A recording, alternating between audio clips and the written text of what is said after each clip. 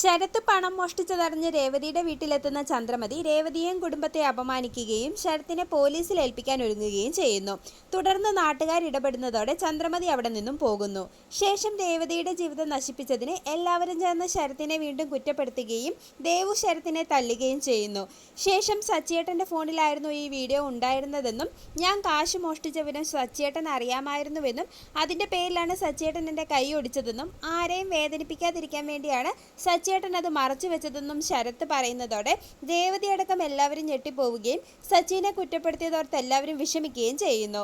പിന്നീട് ശരത്ത് ചന്ദ്രമതിയുടെ പണം മോഷ്ടിക്കുന്ന വീഡിയോ സുധി രവീന്ദ്രനെ കാണിക്കുകയും ആ കുടുംബത്തിൽ നിന്നൊരു ബന്ധം വേണ്ട എന്ന് ഞാൻ പറഞ്ഞതാണെന്ന് പറഞ്ഞ് ചന്ദ്രമതി രവീന്ദ്രനെ കുറ്റപ്പെടുത്തുകയും ചെയ്യുന്നു. തുടർന്ന് നവീൻദാസിന്റെ ശല്യം തീർന്നുവെന്നും രേവതിയും സച്ചിയും പുറത്താകുമെന്നും ഓർത്ത് ശ്രുതി സന്തോഷിക്കുന്നു. ഇതേസമയം ഒന്നും അറിയാതെ അവിടെ എത്തുന്ന സച്ചി രേവതിനെ അന്വേഷിക്കുമ്പോൾ ശരത്ത് ചന്ദ്രമതിയുടെ പണം മോഷ്ടിച്ച വീഡിയോ പുറത്തു വന്ന വിവരം ശ്രുതി പറയുകയും ആ വീഡിയോ കാണിക്കുകയും ചെയ്യുന്നു.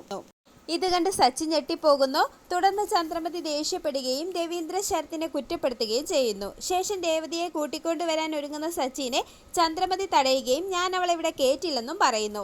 ഇത് കേൾക്കുന്ന സച്ചി രേവതി ഒരു തെറ്റും ചെയ്തിട്ടില്ലെന്നും രേവതി സച്ചിയുടെ ഭാര്യയാണെങ്കിൽ ഈ വീട്ടിൽ തന്നെ അവൾ താമസിക്കുമെന്നും ആരാ എതിർക്കുന്നതെന്ന് എനിക്ക് കാണണമെന്നും പറഞ്ഞ് രേവതിനെ കൂട്ടിക്കൊണ്ടുവരാൻ പോകുന്നത് കാണിച്ച് എപ്പിസോഡ് അവസാനിക്കുന്നു.